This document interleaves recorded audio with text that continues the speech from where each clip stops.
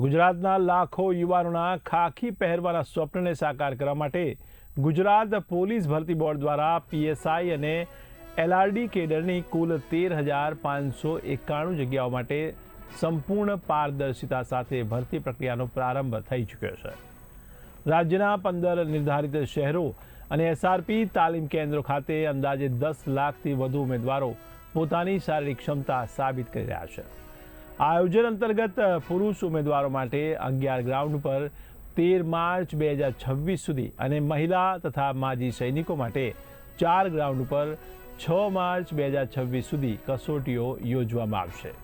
ત્યારે ખાસ વાત એ છે કે ઉમેદવારોની શારીરિક કસોટી આરોગ્ય વિભાગના નિષ્ણાત તબીબી અધિકારીઓની દેખરેખ હેઠળ કરવામાં આવે છે।